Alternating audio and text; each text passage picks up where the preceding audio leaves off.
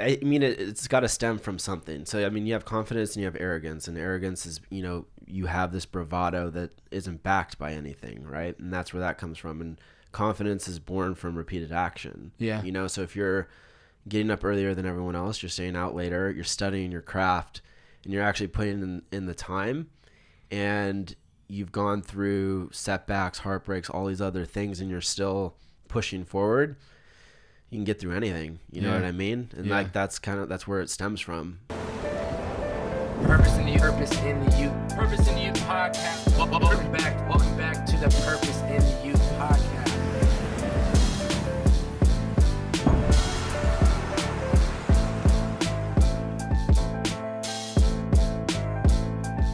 Ladies and gentlemen, welcome back to the Purpose in the Youth podcast with your favorite bearded man, the one, the only Bobbbaaaay. Ladies and gentlemen, welcome back to the Purpose in the Youth podcast with your favorite bearded man, the one, the only Bobbbaaaay. Today in the studio, Matt Komo. What's up, my man? The world traveler. You don't stop. Yes. What are the odds that you're in LA right now? Like, is this a quick stop or how long are you here for? It's pretty rare. Yeah. I'm here for about a week, which is a long time. It's a long time for you. That's a long time. Dude, oh my God. Yeah, so you hit me at the right time. That's incredible. And how do you now, when you're getting all these opportunities to go travel places, are you blocking out ahead of time, like I need to be in LA for 1 week of every 3 months, or is it kind of just if there's no job or if there's no work that's happening, I'm just going to go back to LA and kick it? It's mostly based on how I'm feeling mentally, I guess. If I need a break, I come back to LA, kind of chill, get like the post-production done on projects, and then figure it out from there. And the post-production and products, is that just you just sitting in your room? Yeah. Just it's the same as this. Just a for laptop hours going, though. yeah. Like just I'm in the zone. Nobody bothered me. 100%. Just coffee and water. I couldn't. Everything you see online is the glamorous side of it. Yeah. The real work is alone. Editing. Let's just average it out. Say there's a 5-minute video that you put out. Yeah. What would you say on average that could take you? It depends on the style of video. Yeah. But for example, I just put out this film about my mom and dad recently. Yeah, I saw that. Was really dope. That's only about 2.5-3 minutes, but that was almost 2 months of work. Wow. Mm-hmm. Wow. Like consistent work. Wow. To make that come to life. Yeah. So it really it just depends. Depends on what you're visioning and kind of how much that project is actually going to take you. Exactly. But I would imagine at this point you definitely have a firm understanding of like, okay, this is what I visually want to create. I know it's probably going to take me X amount of time to 100%. bring that into life. Yeah, I think when I first started, you would overshoot and you'd shoot all these things and try and figure out how to make it work. But now there's zero of that. It's everything I'm shooting is pretty much in the it's final going to be product. used. It's not going to be extra footage or stuff that you don't actually end up needing. Yeah. I mean, I think that just comes with time of like knowing the craft and getting better with it. Exactly. Thinking back to before we even get into like the childhood stuff, what do you think has changed the most about you since that moment you picked up the camera in high school to the person that walked into the studio today? Confidence. Yeah. 100%. Yeah. I wasn't the most confident, I guess, growing up, just because I feel like when you don't have something you're passionate about or something that you're good at, you kind of just like move with the current and you're still trying to find yourself. Mm-hmm. And a camera for me was the one thing that I was like, hey, I have a knack for this. And then when I progressed it and actually like nurtured that talent, it kind of just opened up every single door for me. And I think that because I saw even in the going back to it was Dear Mom and Dad, right? Yeah. You had produced part of the song too. Yeah. So that when I found that out, I was like, man, I think for a lot of people, they get confidence from one thing and then it stops being a question for everything else. So I'm sure you never thought you were going to produce music, but then the idea comes, and it's like, wait, there's really nothing that's stopping me from actually wanting to do that. Yeah, I played piano for like 8 years previously, and I kind of always had the idea that I would love to score one of my films one day. So I did that with my buddy Kyle, who's one half of Gray. I don't know if you're familiar with them. So they produced the song "The Middle" with Zed. Okay. Yeah, I did "Starving" with Haley Steinfeld. Like Kyle's the best. So we're good friends now. He helped me produce it, and it was just like I like to push myself. I'm like kind of all about that, whether it's like mentally, physically, skill wise. Yeah. And it's exactly that. I was just like, why can't I do it? Yeah, there's nothing that's So I'm stopping just gonna me. go We're do just it. gonna fire it up. We're gonna see how Yeah, this just do rolls it. and just do it. Take me back to Orange County. That's where you grew up. That's Mm-hmm. the roots. Describe to me what this place is like growing up for you. What, brothers, sisters. What do your parents do for a living? What's this environment One like? sister, older sister. Okay. She's 30 now, has 2 kids. She's a high school English teacher, so completely different career path. Yeah. My mom's a stay-at-home mom. She's the best. Yeah. And then my dad's I always joke, he's in the moving business, ING, not movie. Oh. Yeah. There's a big difference There's out here a big on the West difference, Coast. but it's close. Yeah, it's yeah. close. They're great. They I've always said, and that's why I wanted to make that film that I did and just kind of like give thanks to them, because they were always really supportive of like whatever I really wanted to do growing up. Yeah. They had me in a million different things, from baseball, basketball, football, guitar, piano, bass. Wow. Like, dude, I've had a packed schedule since like 8 years old. Wow. Like every day was Yeah. something. And obviously, you hated it at the time being young, but now it's the greatest godsend ever. Yeah. And I think, like, looking back, at it now, hindsight's always 20/20. I think what that allowed me to do was figure out what I'm not good at, figure out what I'm kind of good at, and figure out like where I really excel. Yeah. And I just like can't think of enough for that Pushing opportunity. you to actually try all these different things. Because that's the thing. It's like, I even think back when I was a kid, man, my father would drive me every Wednesday to a guitar lesson. Right. And I should have stopped like a year. There was a point where I should have quit, and I kept doing it.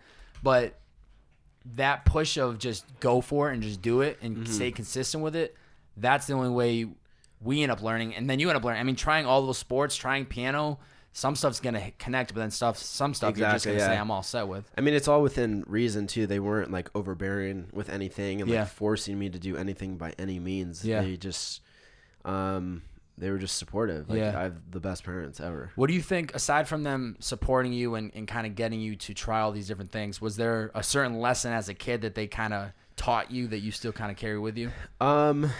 Yeah, so my dad says this thing called the Komo spirit. The Komo spirit. Yeah. Okay. It's kind of like something that me and him always talk about. And he had like a very interesting childhood growing up, a lot of setbacks and a lot of things. And he would always just say, you have the Komo spirit, where it's like you just overcome it and keep going. And I think that had a really big impact on me growing up. Yeah. Just kind of that mentality that there's going to be things that happen in your life. And I mean, my dad's definitely the business side of things, obviously, and he is very analytical and very thought out with the way he goes through life, which is amazing. So I have that half, and then my mom is more the emotional, caring, empathetic person, right? So you combine those two things, and you get Matt Komo. Yeah, I guess. You actually get Matt Komo, but you also get exactly probably the business end of who you are as a creator, but then also being able to open up and talk about things in your content that most people would never even think about doing. Most people are not going to go out and make a content or piece of video just for their parents. They're going to make stuff that is talking about them or... I mean, it's important. I think it's important.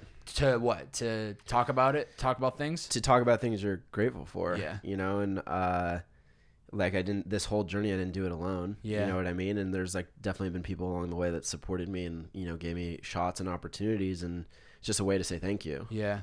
I've realized that even just on a day-to-day basis, waking up and just finding a couple things here and there that you could say out louder to yourself, like I'm grateful that I can even walk to the gym today, or I'm grateful that I have the ability to work on a project, or just little things like that ends up making, that's like the true happiness, I think. Because if you think, and I'm guilty of it too, if I think that the true happiness is going to come when I have this big studio and I have all these big guests, it's like, okay, that's cool, but if I'm not actually enjoying all these podcasts that are helping me get to that big spot, it's not going to be worth it, because it's going to happen, and then it's going to be like, wait, what happened? Where did the last 3 years go by when I was miserable, pissed off that things weren't going the way that I thought they would go?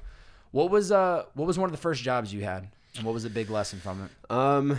So the first job, I actually filmed a girls' basketball team in high school, video. I'm talking first job ever. Yeah, I was film, and it was film. I was 14 or wow, 15. Yeah. Okay. I never have had a normal job ever At all. No, like Best Buy, Target, any of that stuff. Wow. Which is interesting because my parents were definitely like, you need a job when I, was going into high school. And my mom was like, you can go work at Best Buy, because I was like into technology and all that stuff. And I told them no. So I'm not doing that. You just, what was it about it? You didn't like the idea of like showing up? I don't want to do that. I want to like, I mean, but for real, but like the opposite reaction to that is, all right, you need to figure it out. So I picked up a camera and, I figured out a way to monetize that, early on. Yeah. And was this the true inspiration to picking up the camera, the injury that you had? And it was sophomore year. 100%. Sophomore year was track. Well, how did that click though? So you get injured from track. It was pole vaulting, I believe. Yeah. And then you did your homework. Yeah, of course, ladies and gentlemen. That's what I do. I do the homework. Yeah. But how does that connect? I'm injured. I can't pole vault right now, so I'm just gonna pick up a camera. How did that happen? So I wanted to stay involved with the team, so I just filmed practices and then put together like review tapes and then did like a highlight reel at the end of the year. Oh wow. Yeah. But I think self-awareness is important, and growing up I always knew that I perceived the world visually, and that's how I understood things. I didn't comprehend information until I saw it. Yeah. And I just remember like early on, like the earliest memory I could think of visually is, being like in first grade and like putting together this art project and picking like color schemes for it. And like, I would look at like my peers' projects and I'm like, these are the ugliest colors like going together. And it's weird to think about it now, but I think of things visually, so it just worked. Yeah, and the fact that you're so young and you're already starting to, I mean, at the time when you're that young, you don't think of it, but looking back, you're like, wow, I literally have been in the zone for this type of work since I was a kid. I'm born to do this. Yeah, you were literally born to do this. That is super important, like the recognition of like what are your talents and how can you utilize those things to turn it into a living or into a passion. What was the deciding factor on going to Chapman University? Like, why did you want to go there? I know it was you did film and production and advertising, so still following along this line of the creative route, but why there? Well, I studied film production there, and I knew I wanted to study film in college. So, I mean, you kind of look around at the alternatives. You have USC, NYU. There was LMU, and then Chapman was up and coming. And I just toured the campus, and it really resonated with me. Yeah, that's right in Orange County, right? So it can't be that. How far is that from where you grew up? 20 minutes. Oh, wow, okay. But that wasn't a factor. No. Like, that didn't matter to me. I didn't want to be close to home really by any means. Yeah. It just so happened that the program was 4 years. The first day, you're in a film class filming things. Wow. And so you get right on into it. It's not that 2 years of gen ed. You're just right going into right it. on and into this school, I feel like Chapman right now is still on its come up. But the school is incredible. The facilities are better than anything I've ever seen in the world, better than USC, NYU, anything. And the kids, what you're seeing right now is the first generation of kids coming out of it that are actually starting to make moves and make waves in the industry. So, for example, 4 years before I got there, two of the guys that went there are the two guys who started Stranger Things. Really? Yeah. 4 years before you? Yeah. Are you 25 or 26 right now? 25. 25, okay. Yeah. Wow. And then when I was still there, my friend Joe does a bunch of like Apple advertisements. He's been doing 2 features now. Wow. So like there's definitely like it's coming up. Yeah. And a lot of people are going to know about it, I'd say, within the next. Yeah, because once you get a couple people to graduate, do some big things. Oh, they went to Chapman. Oh, wait, Matt went to Chapman. Why is this the place? You'd be surprised in the industry now how many people are from Chapman. It's kind of like it's like a hidden gem almost. It's not going to be hidden for too much longer. I can tell you that. If you're watching, you're going, and you're trying to do a film, you better get into Chapman before it becomes competitive and before everybody gets in there. Well, they're number 6 in the country right now. They're like climbing. Are they paying you to say this? No, nah. I wish.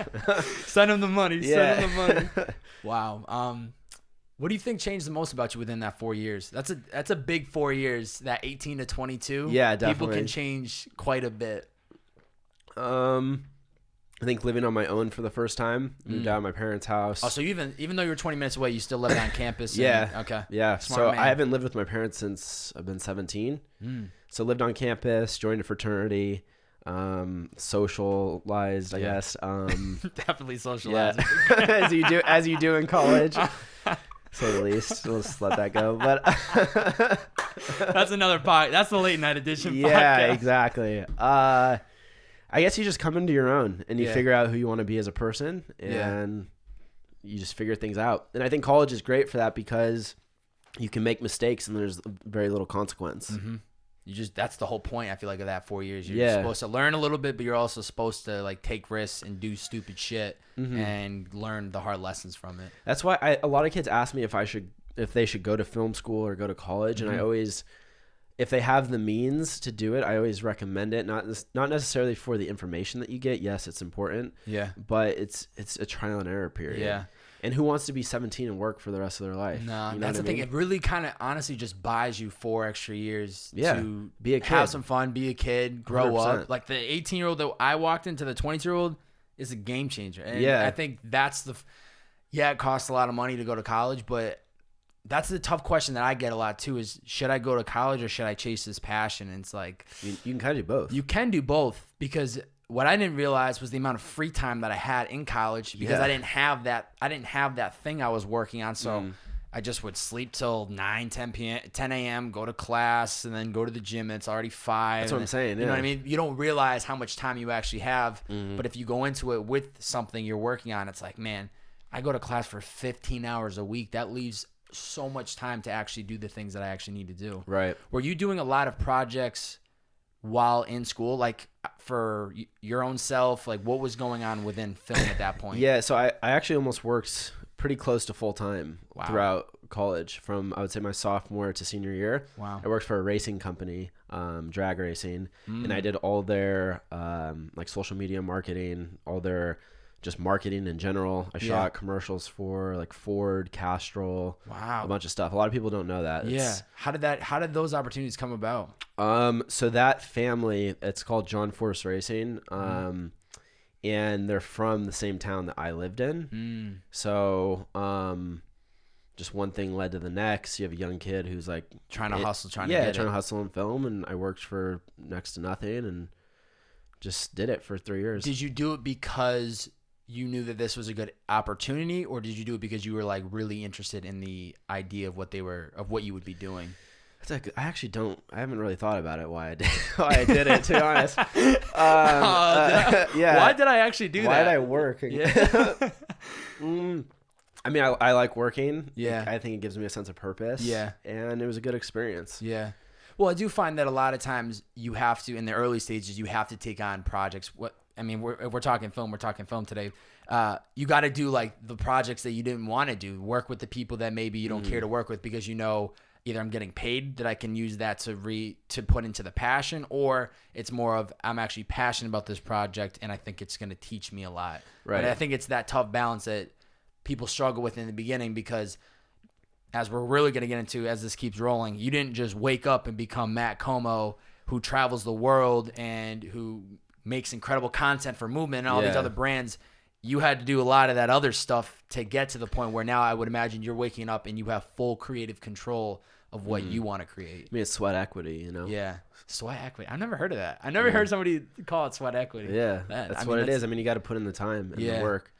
And I get it. It's really hard for people to understand that when, social media is the tip of the iceberg, where you look at someone's life and you're just seeing the highlight reel and you're seeing what they like want to project into the world. Yep. I mean, there's been 10 years of work to get to this point of me sitting here talking about this. Yeah. We see where you are today, but a lot of people, it would be amazing if there was a podcast of when you were at year 2 of your craft, that people could go back and listen and hear what you were thinking about and the visions that you have, because I'm sure a lot of the visions have slowly come to life, but more it's just that factor of this was documented that 2 years ago. Because it's so hard. We're all guilty of it. We can listen to interviews and podcasts of people that are super successful, and we hear them tell the story of like, I started off here, but people still are just like, I don't care. Like, I want it today, but it doesn't work like that. It doesn't work like that. It doesn't work like that. I mean, I'm not that lucky. I wish it did. Yeah. You know what I mean? I know. You get those random 1 or 2 people that blow up off the first or second video. But what I said in the Gerard interview, though, is the faster it comes, is the faster it'll fall off. I completely agree with that, because I don't think you're ready for it when it comes off like that. Like, if I had gotten the biggest podcast ever at episode 5 when I first started, holy shit, I wouldn't have been ready for it. Right. Compared to now 100 plus, it's a work in progress, but I'm ready for if something was to happen tomorrow, confidence wise, like if I blew up tomorrow, like Ellen or any of those big platforms get me on there. I mean, why not? I'd be ready for it. Same thing with you. It's like if a huge production company hits you up and like, hey, we want you to shoot this film. Yeah, I'm ready to rock and roll. All right, let's send the budgets. Let's get this thing. Yeah. Let's get this thing going. GoPro. So that was a dream job for you since the first version, freshman year of high school. Yeah, definitely. What was pulling you in to want to work for them? I identify with that lifestyle. Yeah. I was very outdoorsy, loved to snowboard, loved to skateboard, and kind of grew up with that culture, especially being from Orange County, you know, going to the beach, surfing, doing that whole thing. Yeah. And I originally saw their videos on YouTube, and I was like, yeah, I want to work there. I'm sold. Yeah, this is great. Yeah. It's amazing. Yeah. Get me in there. Yeah. And you got the job 7 days after you graduate. You fly up to San Fran and you start working for them. Yep. How excited were you on that flight up? And when did you find out that you had the job? Because I think that's also a struggle for a lot of people going into that senior year, spring semester. They don't know what the next plan is. When did you find out? A month before I graduated. So what I'll kind of reiterate what I said in the Gerard interview, but I applied, didn't get the role that I wanted immediately. Yep. And then the director of social at the time found my resume. She gave me a shot, and I talked to HR, and then I got in I actually drove up for the first. Oh, you first drove? time. Oh, yeah. I didn't even realize that. Yeah. Wow. It was kind of terrifying, to be honest, because I didn't have a place to live. I didn't know anyone in San Francisco, and you're thrusted from college mode. Yeah. Immediately, 7 days. They wanted me to start 2 days after. They wanted me to start the next week. Oh, and that's aggressive. Yeah, and I was like, I gotta give me some time. Yeah, like let me just live. Let me breathe. I just graduated college. So I went up there and I made it work. Yeah. Oh man, that's crazy, dude. I can't even imagine that. Like, to graduate and have something lined up, like the dream job, the company that you had always wanted to work for, and for them to be like, yep, we're gonna hire you. Like that's got to be so much like emotions going through you, and then obviously. There's more to it. We'll get to that in a second. But what do you think working for them helped you grow as a person? Oh my God, it was the best experience ever for me. How is it like 2 years? 2 years? 2.5. 2.5. What about it why was it the best experience? Well, I think anything you do in life gives you a certain perspective on things. And I mean, GoPro's market cap was like $1 billion when I worked there. I worked for $1 billion company, and that going into meetings with the CEO and actually being behind the creative for things that people are seeing globally at a mass scale at a very early age is an experience you can't buy. Yeah. And it's so important. And I was there when they were doing really well. I was there when they kind of like hit a little bit of a trough. So you kind of, being young and being observant, you see what went right, what went wrong. And, you know, right now, I'm not the CEO of a company or anything yet, but like, you know, I have aspirations of being something like that, you know, in the future. And it's definitely an experience I'll be able to draw on. Yeah. And I would imagine too, it's just, the thing is the purpose of that company is pretty amazing. You know, like there are a lot of companies out here who they might sell a product or a service, but GoPro is a company that it's like that adventure. It's like pushing people to do the things that they've always wanted to do and go, whether it's surfing or go for that hike, or it's just the energy of that company. So that's got to be even just the plus, because not only are you working for the company you've always dreamed of, but it's like the message of what they do. I think is priceless, because it's getting people out of that comfort zone. One thing I wanted to touch, and I'm sorry, it's gonna go right back to that Gerard interview. No, shout out to Gerard, Leaders Create Leaders. If you guys haven't seen his YouTube show, check it out. But there was one thing that you talked about that I think is super important for people to hear. Is there was that morning, it was 5 a.m. in the gym. It's a Monday morning, and you literally start crying. Yeah, like in the gym. Get a little emotional. Yeah, I get it, bro. I get it. There have been times where literally I have tears going down my face, like when I'm driving back at night, because of just visions and things that I think. I think when you care that much about your dream, and it's not happening, I think it's a very normal like response. Yeah, you know what I mean? Yeah. And what really touched me about that for people that are listening that might not have seen the interview, essentially you were at a point where you're creating all this great content. You have like 800 subs on YouTube. You think you deserve more, which I'm sure you did, but you're not getting the love you deserve, so that you're questioning, am I actually on the right path? But I connected so well when you were talking about that, because I'm literally at 780 subs. And so I'm sitting there thinking like that is a mental game that I sometimes have where shit, like, is this going to work? You look at this. It's like, you're probably like, why is this not picking up at the scale you want yet? You know what I mean? But you don't know what the break is. Yeah. And so that's the thing. Was there like the break was then what, like a month later you ended up shooting the Closer music video. But was that for you that moment where it was like, shit, maybe I actually am headed in the right direction? Yeah, 100%. Yeah. I mean, you need the validation. Yeah. And that was the validation for me that I can do it. Yeah. I mean, that's, oh man, I can't even imagine. Jeremiah was on that set too, right? That one. Yeah, he flew the drone. Yeah, he flew the drone. 2.1 billion views. Yeah, it's wild. That's unreal. It's wild. Why do you think that video blew up the way it did? It's a song. The song is one of the most successful songs in the history of music. Yeah. Which is wild. Yeah. So, yeah, that's why. I was hoping you were going to be like, creative expert. I think I helped to actually bring this song to the level that it did. But I mean, it's cool now, though, that people associate the video with the song. Like, they're kind of like one. It's one. And the same. It's one package. Yeah, 100%. So, I mean, shout out Rory Kramer. Yeah. He was the director on it. And he's a beast. Yeah, like long time, like literally just hanging with him last night, like good friend. And yeah. I'll always be a big supporter of him because, like I said earlier, a lot of this journey has been people giving me shots and giving me opportunities. And that, he gave me that shot. He's got his own story too. That I think a lot of the audience that listens has, because they're always chiming in. They always were chiming in, get Matt Komo on the pod. And the other person's Rory. Yeah. For you personally, how has he inspired you as a creative?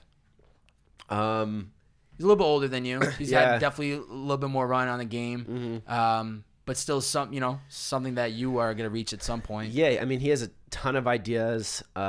He is a really unique execution in the way he does things. Yeah. I mean, he pretty much pioneered the handwritten lyric aesthetic that you see on now lyric videos. Yeah. Like he was the first one to do that, and now it's on like everything. Every video. Every video.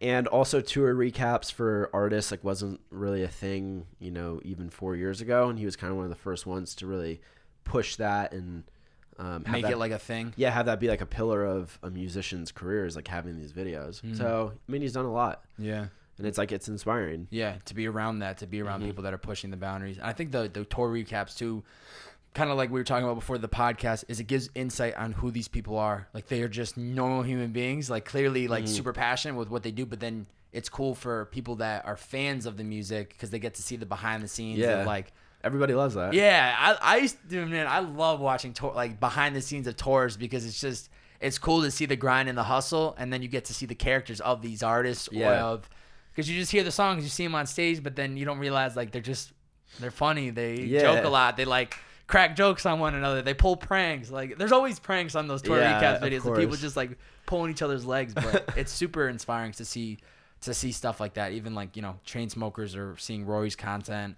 And I would imagine for you to be just in that circle, it probably fuels you to keep creating and to keep pushing your own boundaries. Definitely. Yeah, that's incredible. What else do I want to get to? Actually, I want to go back to the Dear Mom and Dad because we jumped into it a little bit earlier. What inspired like that idea? Why did you want to create that in the first place?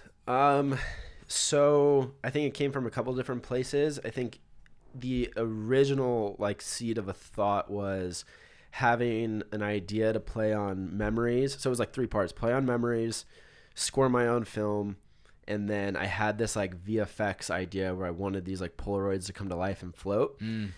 So that was the initial idea that I kind of all came up together at once. And then you want to make things that have a purpose to them. You want to make things that have substance and people can relate to. So I'm like, okay, what's a story I can tell that is close to me and would make someone feel good when they watch it, and more importantly, what would make like my parents happy to see. Yeah. Because my mom always jokes, she's like, you never put me in any of your videos. Well, now you got a whole video. So now I have one that is created for you. Yes, I don't want to hear that anymore. Yeah. How has the relationship with you grown, with you traveling so much, with you moving around so much? Have you guys gotten, do you feel like you guys have gotten closer even though you're never there? I think the relationship has changed in a good way, in a very good way. Because before, your parents are your parents and they're kind of like telling you what to do, so on and so forth, as they should. Now it's just more of a support system. Yeah. And, I always, like, I've manifested this whole life. Like, none of this is an accident. I knew this is where I wanted to be. Yeah. But for them, just being obviously older, they're in their 50s, I maybe don't think they understood the path that I was trying to go down. Yeah.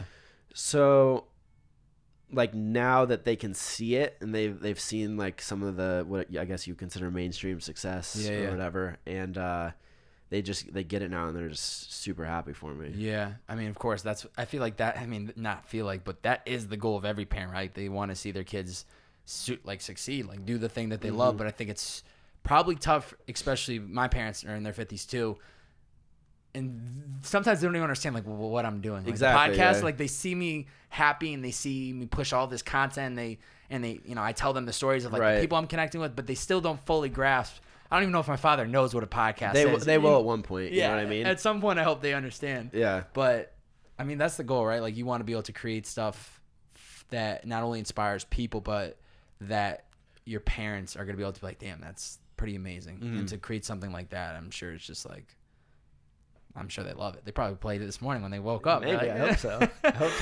I hope so, Mom and Dad. I hope so. On your YouTube channel, it says Matt Komo, Films with Purpose. Films with Purpose. Okay. I don't really see a lot of filmmakers that throw in the purpose word a lot. And you brought it up a couple times. How does Matt Komo separate himself from the other filmmakers out there? And I've read it in interviews, or maybe it was once again the drawer, but you talk about like it's not really about money at this point. It's about putting my time towards things that I actually. Dude, that stuff comes, and that's the ironic thing is, I've never really quite focused on that. Where like the pillar of everything I'm doing is like I need to make a ton of money, but it came. You know what I mean? And that's like the ironic part of it all, where if you just love what you do and you're really damn good at it and you can connect with people in a certain way, like the money comes in abundance. Yeah. So yeah, because you move through the world in a different way.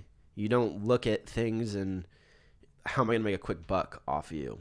That's like a very short-term mentality. You look at things in a long-term, like longevity type of mindset, and that is how you amass, a fortune. Yeah, you're more focused on the long play of how is this interaction, how is this project, how is this relationship going to build for what I'm really trying to do down the future. Yeah, everything's long term. Yeah, and I think the money thing is always it's the hardest part. Yeah, because, definitely. I mean, I think for most creatives and most people, businesses or whatever, it's like they just want to make enough so that they can live the passion. Right. But to get to that point, there's always that side hustle that they work a 9 to 5, they hustle the streets or whatever they have to do. But it's hard. You just like focus.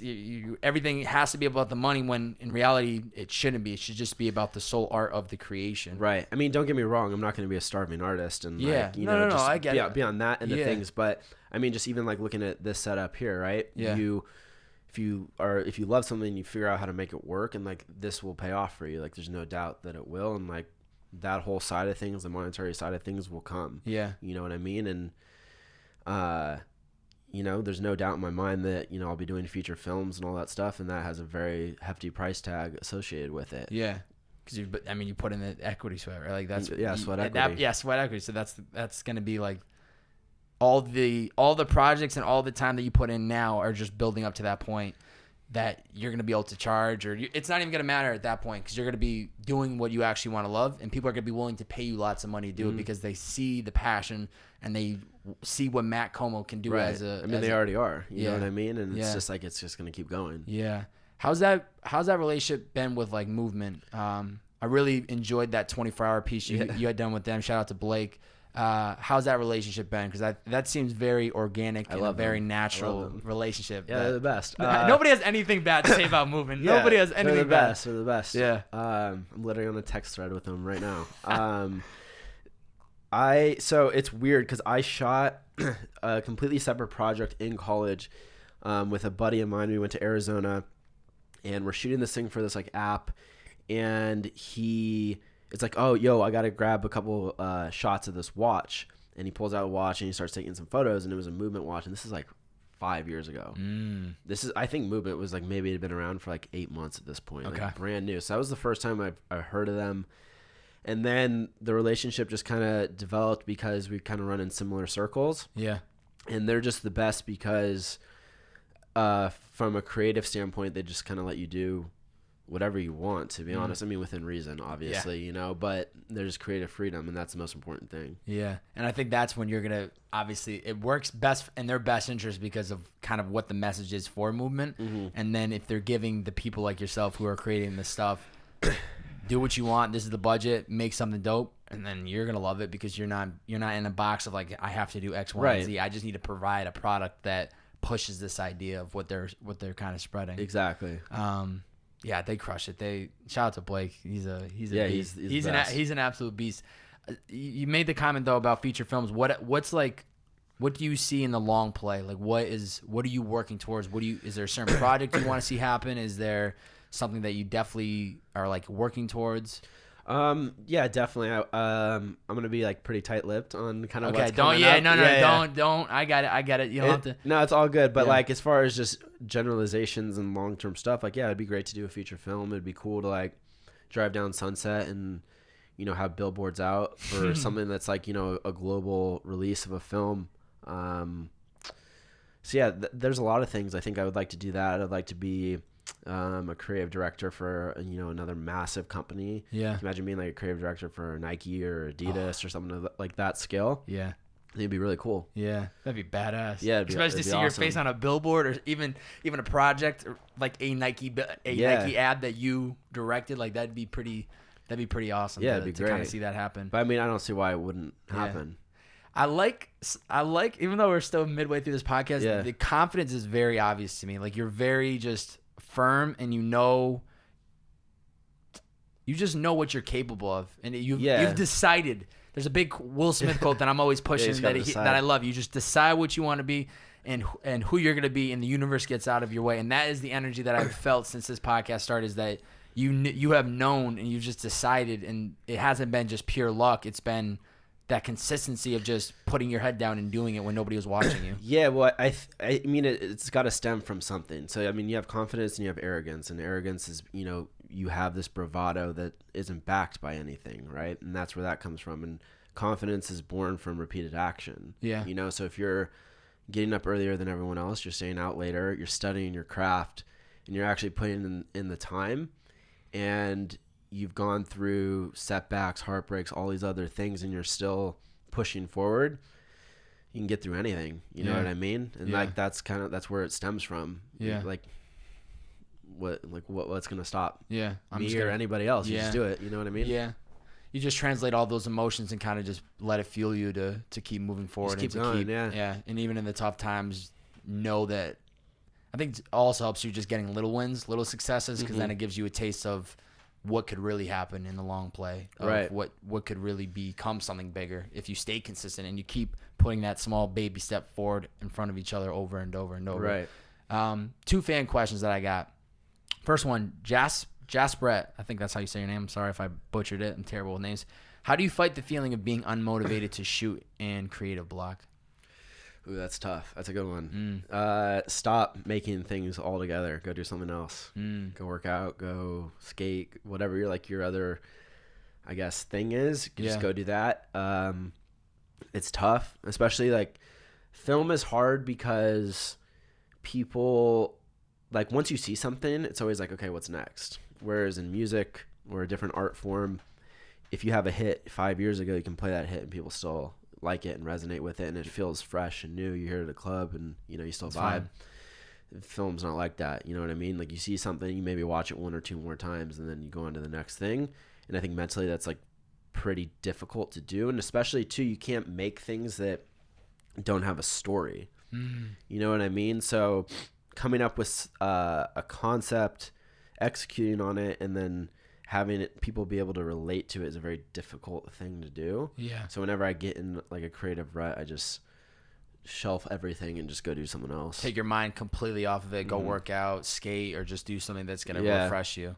Yeah. And do you do that even just when you're working? Like, do you sit down for these long periods of time and just crank, or do you split up the day and work for maybe 4 or 5 hours, then go out for a little bit, come back and do it again? It's so different every day. It's your mood. Yeah.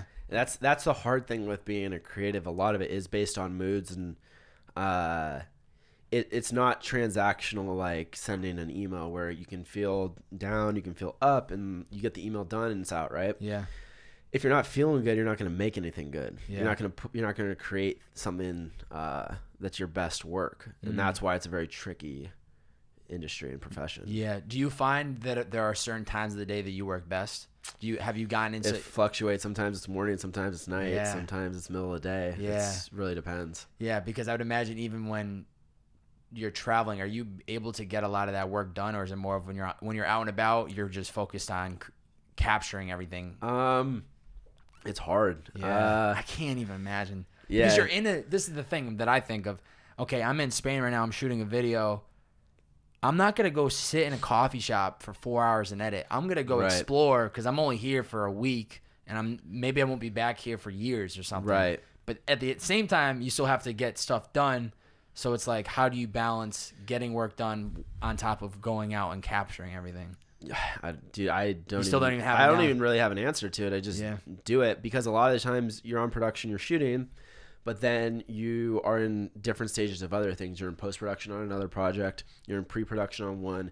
You're in the concept phase of another. You're thinking long-term, okay, what's like the next big play? Like there's so many things you're thinking about.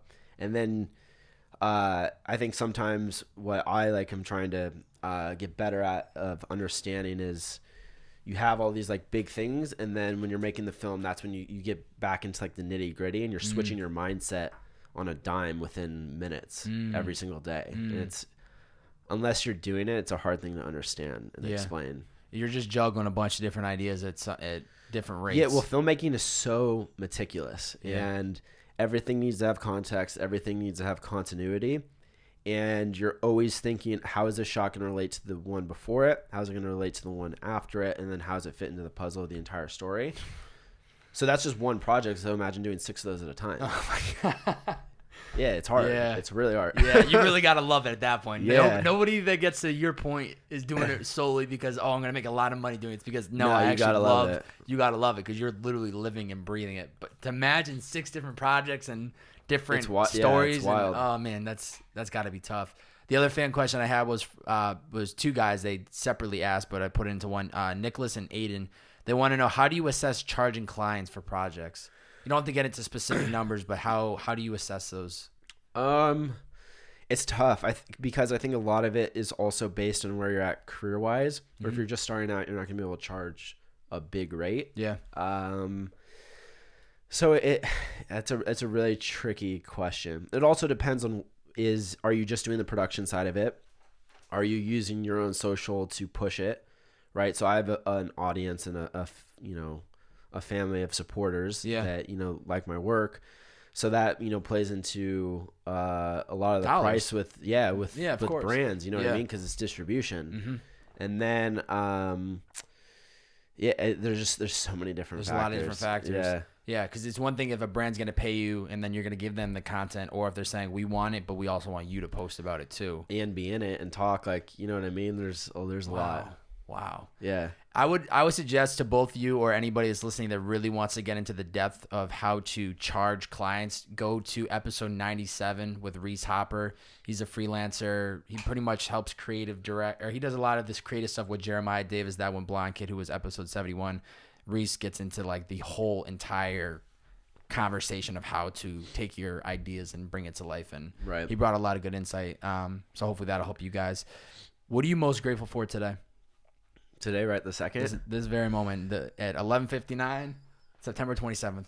That I I was able to create a life where I get to do what I want on a daily basis and come here and you know what, like if I want to chill the rest of the day, I'll chill. If I don't, and then I'll go work. You know what I mean? And isn't that the best thing in the world? Yeah. Like it's Thursday, midday.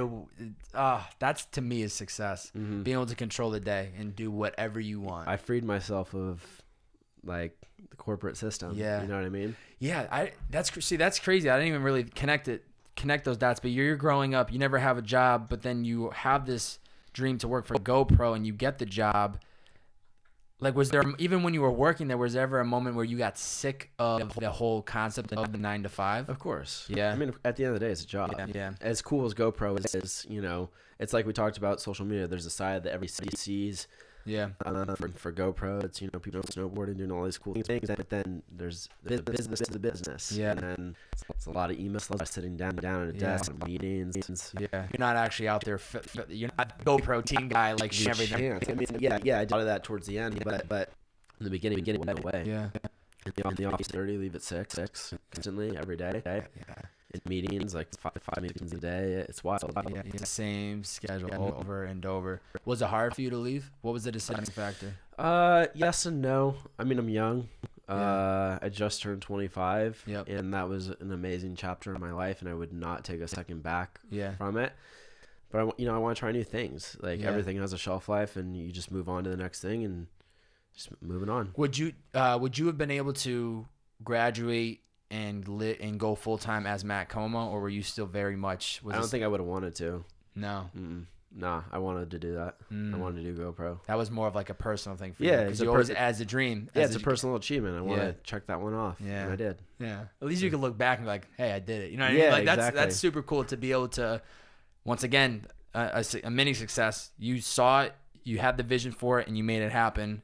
Translate that to every single project, to every single dream that you have. That it's that same repetition of eyes on the prize, do what you have to do to get there, and then you get the job or you get the opportunity and crush it. I mean, I think too it makes me unique in a sense, because now all these brands are coming and, you know, talking to me about campaigns and creative direction, and I see both sides of it now. I'm on, you know, the freelancing side, but, you know, I did their job for, you know, a big company, so I get where they're coming from. I get their perspective on things, and that's so valuable. Yeah, it is. I mean, that's if you can see both sides compared to I'm sure a lot of content creators out there who only know the creative side. It's like they don't really understand how on a business side this is going to work, and how knowing that knowledge is going to be more valuable than they can even put a price tag on.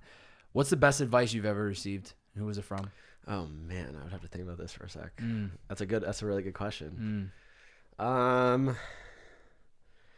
So, okay, I don't know if it's the best piece of advice I've ever received, but something that pops the one that popped into my head right away was, so in college, we had this class called Industry Insiders, and what it was is it was like a lecture, it was a 3-hour block I think it was Thursday, and we would have executives come from every big company that you could ever imagine, like Disney, Sony, Paramount, like big people, like vice presidents of marketing, like directors.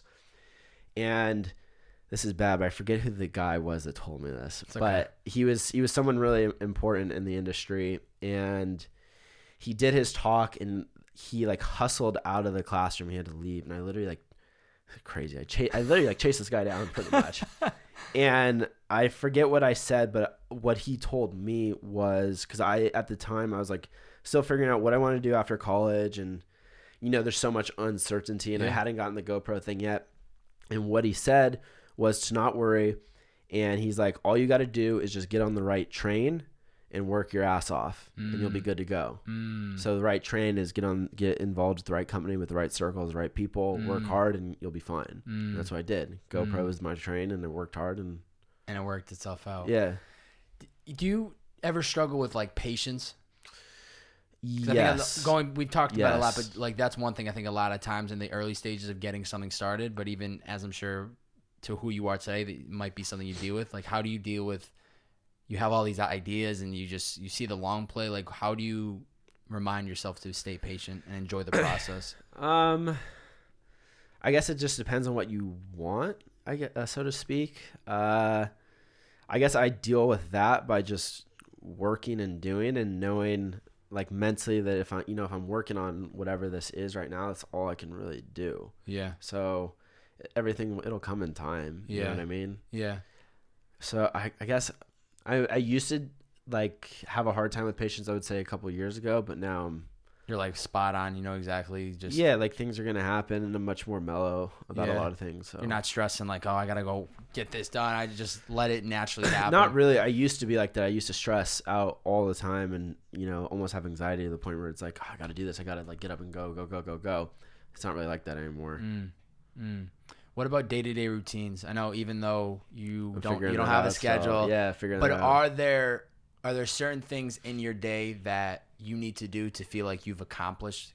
I know you mentioned go to the gym. Yeah, working out's huge for me, man. Huge. That's like the pillar of mostly everything for me. It's like my, I guess, therapy, I guess you could say. You know what I mean? It's where I can like shut everything off, just listen to some good music and just go. And you feel good after it, and it's good for your body. It helps keep me mentally sharp. Yeah. So I would say that's kind of like the anchor of a lot of things, but my life is too sporadic to have any routine. Yeah. Yeah, and that's the thing. I don't even necessarily mean routine, just the idea of like something that on a day-to-day you try to get into the day, whether it's going to the gym, something for mental health, whether it's just making sure you eat clean. I'm always interested to hear like what are people's tricks to success. Like you say, going to the gym, it mentally clears your head, but it also helps you like think about things. But I think I'm big on the gym too. Like that's the first thing I do every morning. Get it out of the way, but it also I'm alert. I'm good for the rest of the day. I'm up, the energy. Right. But I'm just like obsessed with full potential, and I think there are certain things that people can do, even if they're traveling like you. Right. Certain things that you can do daily that help you reach that full potential and help you operate at your highest. Right. I mean, what it comes down to is like you need to be physically fit. You need to eat clean, within reason. Like you can go have fun and do your thing. Yeah. But to run at the pace that I currently run at and like strive to run at, like there's no way. I can't do it. Like some people, just drink a ton and like they're like machines, and I'm like shit. I can't do that, man. I'm like I gotta eat clean. I gotta go to the gym. Otherwise, I'm gonna be a wreck. Yeah. How are you guys even doing this? Like I can't. Yeah. I can't. Oh God. Yeah, especially when you're around like that tour life or any music. Yeah, it's like, wild. Stuff. It's a completely different world. People are just like, we're just gonna drink, we're gonna have a good time, and they get up and they do it all over again the next day. Yeah, it's just whatever works for you. That is so not my lane. If you could have coffee with anyone alive today, who would it be? Damn, these are good questions. And what would you want to ask them? What would you want to ask them? Anybody alive today? That's really good. I think Elon Musk could be cool, but I feel like that's played out. I feel like that's everybody's answer. What would you want to ask him? That'll make the difference if that everybody would want to. I do agree. Everybody probably wants to meet with him now, especially after like Joe Rogan's pod. Everybody's like talking about him. But what would you want to ask him? Probably, I don't know what keeps him going, and I feel like I probably already know that answer because I feel like he has like the weight of humanity on his shoulders. Yeah. You know what I mean? Yeah, I would have to think about it. I would want to ask something good. Yeah, he's like a superhuman to me. Yeah, like I'm really there's. Like I don't even think most people realize like what he's actually doing. Like they know he's behind SpaceX, they know he's behind Tesla, but they don't really fully understand like this dude wakes up with the craziest purpose every single day. Yeah, but you also probably got to understand there's a lot that we don't know about him in the sense where he has every single technology, every single human advancement at his fingertips. I wouldn't be surprised if he's getting some sort of like blood transfusions or he has some sort of, I don't know, I wouldn't say pill, that's not the right word, but something that like is chemically keeps his brain active and cohesive like 100% of the time. You think oh, 100%. There's no way that a human can process as much as he does at the pace he does for as long as he has. Yeah. He needs help. Did you watch or listen to his podcast? Yeah, did you watch it or listen? Well, even it like doesn't half even and matter. half, yeah. But I listen to it. Always watching podcasts sometimes can be a difference. But he would like pause.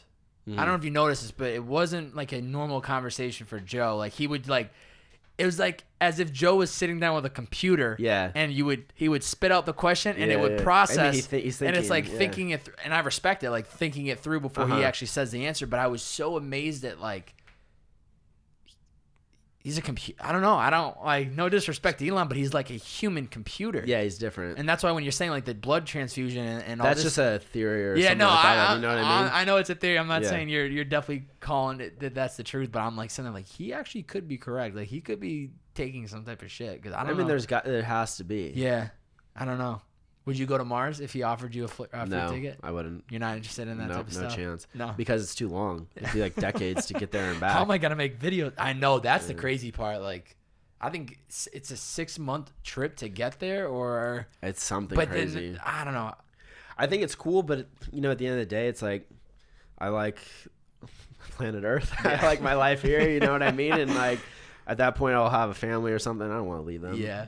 Mars is cool. Show me some photos. Yeah, like. no. I think it's pretty amazing that, and I'm sure you could agree that even 5 years ago, if you had told me 5 years ago that we're gonna have a community or on Mars, I'd say you're out of your mind. Mm-hmm.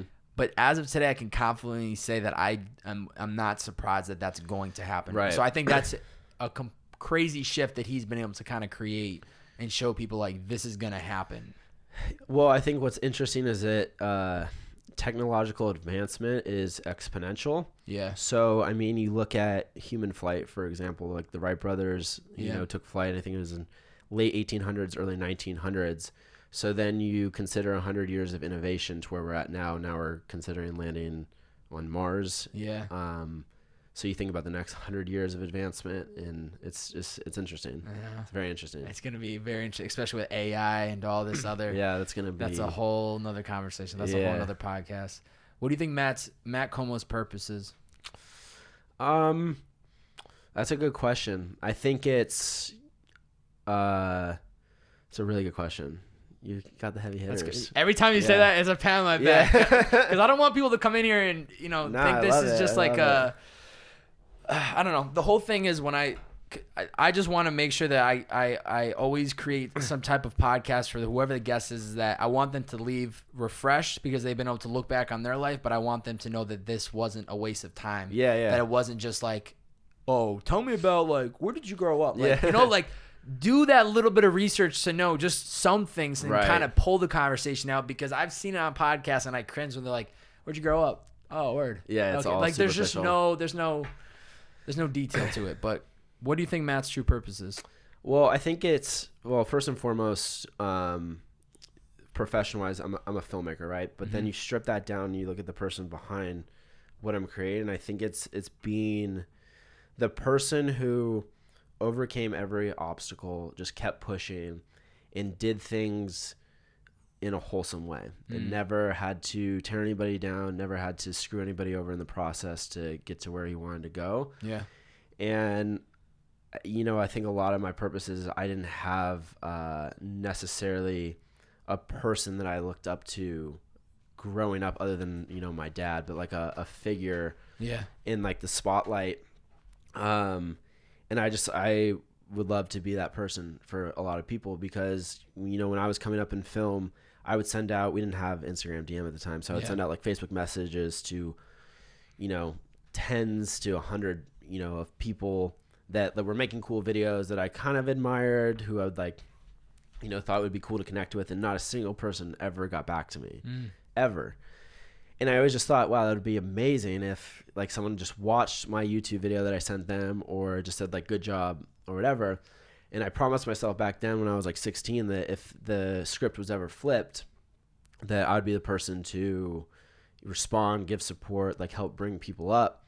So that, on a small scale, that's what it is right now. But on a bigger scale, I think my purpose is creating good things and, help building people up around me. Yeah. And I think you're very much doing that right now. Trying to.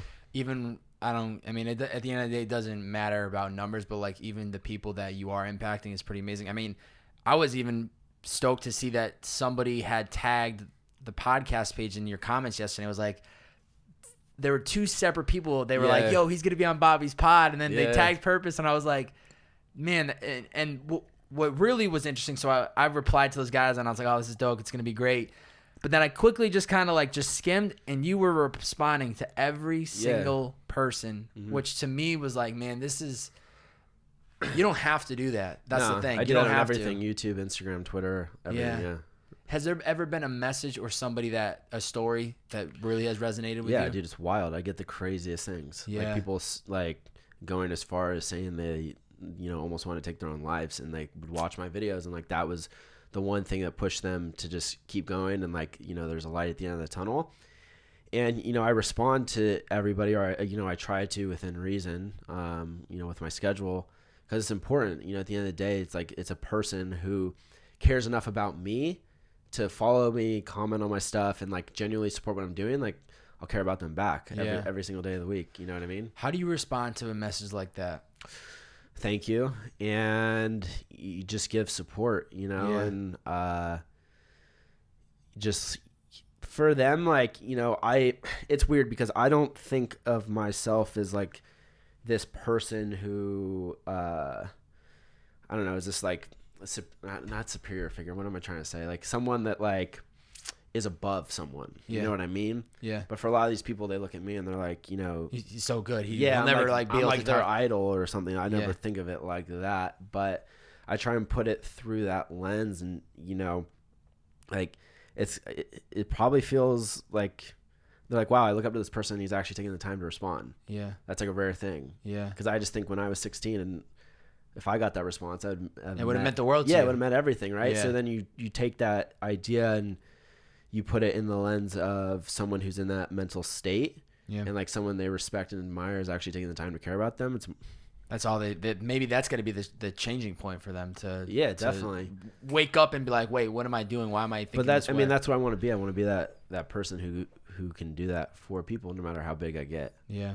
And I think it's awesome, even just the meetups that I saw in one of the videos you had posted, where it's like, not only are you doing this over the internet, but then I don't know where that was, but it was like, I've done a couple, 20 or 30 people show up, at least in the video that I saw, and I was like, wow, that's got to be crazy. Just see in real life, like people, like you can get comments and numbers all day long, well, but that one was people. In Argentina, which I know, right? I've never been to Argentina. My man from Southern California got a squad of fans in Argentina. I think it capped out at like 50 kids or something. Yeah, I spent like 2-3 hours with them. Wow. Yeah. Just like talking, just whatever, just shooting the shit. Like they need guidance, you know what I mean? And I don't know everything, but I, know a couple things. Yeah. So you definitely know a couple things. Yeah, I'll tell them how it is. And I kind of don't really have a filter with a lot of things, which is kind of good and kind of bad sometimes. I feel you. I'm the same way. I'm nowhere here. I just like call it out. Yeah, so I'll just tell them how it is. You know what I mean? And I think it's important to have someone to do that. You know what I mean? Yeah. The world's full with enough bullshit and people trying to project, what they want. Mm-hmm. Just myself. You're going to be yourself and tell the story of who Matt Komo is. Yeah. This is why I reverse the role. I allow my guests to ask me any one question. The only rule is it can't be a question that I asked you today. Got it. But you can ask me anything that your heart desires. I guess it would be two parts. I guess, where do you want to take everything? Like, what's the long-term vision of all this? And then, just seeing like your setup and your spot. It's definitely not easy. Mm-hmm. Especially with like, the bed right here and like all this stuff, which, nobody sees, but like, I respect that 100% and seeing the garage and all that stuff. So I guess, where does that hustle come from? Yeah. What does it stem from? Because dude, I get it. I'm sure there's like mornings where you're like, is this shit worth it? Mm-hmm. Or there's nights where you're like, why the hell am I doing this? Yeah. So I guess, why are you doing that? And then what is the long-term play for you? Yeah. So I'll start with the second part before I get to the first part, because I think that paints a picture. The hustle goes. I credit my parents. It's always the parents, man. I swear. People always credit the parents because that's the truth. Like, it's literally like the people. They gave me everything that I needed to live. Food on the table. They pushed me to just try the things I want. I told you about the guitar. Right. I played soccer. I played basketball. I played golf. I did all these sports growing up. You know, they allowed me to be who I wanted to be. But same thing, kind of what you were saying. It's like, they're not going to pay for everything. So I had to figure out at a young age that I have to work for things. And I started working for an uncle of mine, and it was like a landscaping business. So I was out there, hard labor, busting my ass at, I think I was 12 or 13 when I started. So the hustle comes from being young, learning the value of $1 and realizing this is how the rest of my life is going to be. Like, I have to work for those things. And there were a lot of other successes along the way that taught me that hustle. I didn't get into like my dream college, went to another school for a year, ended up having a vision for that college, made it happen. So the hustle has always been in my blood, I feel like, which I'm very fortunate, because I think that's one thing you can't teach people. I think that's what separates a lot of people from the pack. The long play of it is still very much, I have all these ideas of where this could go. I think this could be I think there's two separate things that are growing at the same time. Purpose in the Youth is a podcast platform that's evolving into more of a media platform that I would like to do so much more. The heart and soul is always going to be the podcast, but I think they'd be cool to do like a behind the scenes, like going out to people like yourself, going to your studio or where you work and like showing how you operate and showing us your camera bag, or going to that musician's studio and showing the behind the scenes of like where they operate. So we get the story for podcasting. We go into like people's like working spaces. We show people that. We have right now, it's called Inside the Vision. Shout out to my man Ben Justice, who's running it. That's like a blog series where he's interviewing people. So maybe you're not somebody who likes podcasts, but you like to read. Pretty much turn this into a complete media company of passionate people and unfolding those stories, because that's what I would have been looking for when I graduated college. On the side of that, Bobbbaaaay, the world's he claims to be the world's favorite bearded man. Love it. Everything high energy, growing into what I think would ultimately be just an entertainment world career. I never thought that I'd ever say this, but I would love to maybe try acting one day. I would love to try modeling. I would love to try anything within entertainment. Right. I want to be surrounded by like passionate people. Even before you even got here, I was watching.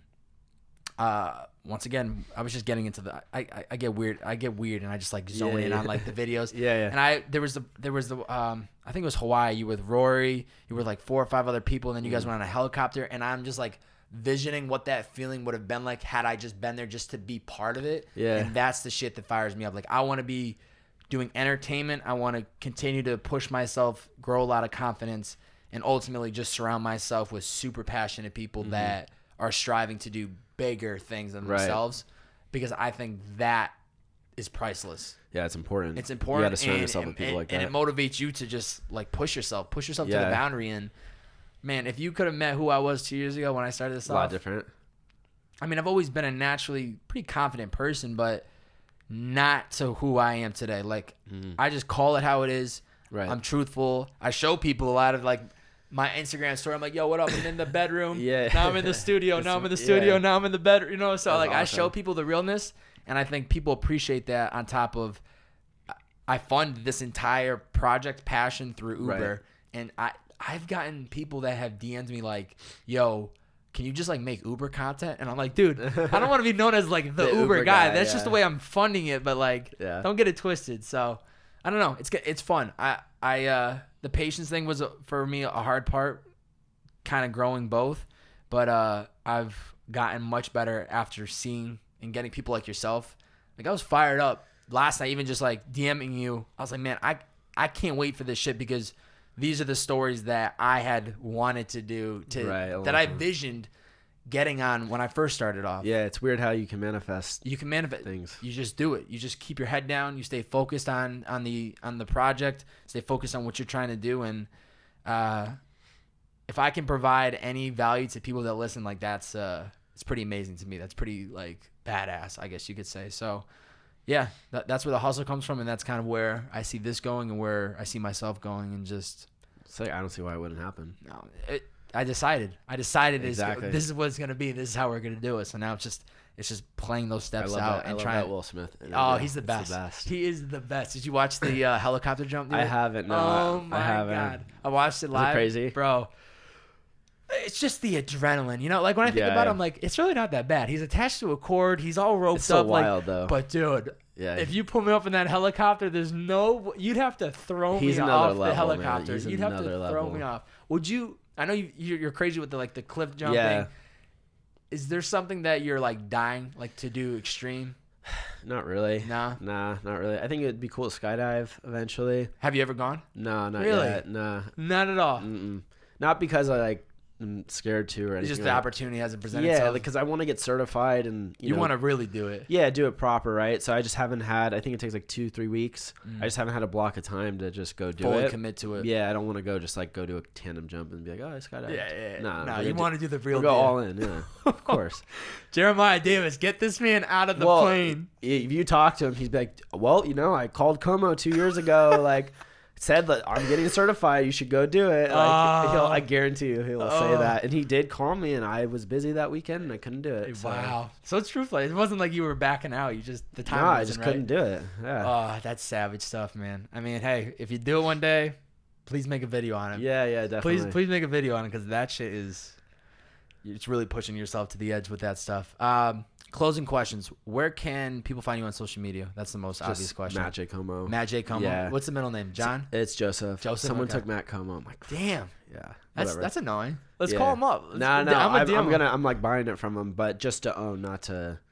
You're not gonna switch, right? No. That'd be probably complete rebrand almost, or just kind of. I mean, just so many people tag it with the J. Just leave it. If it's not broke, don't fix it. Yeah. So Matt J. Komo. I just want to YouTube, and it's gonna feel good that you own it. YouTube, Instagram, all those platforms.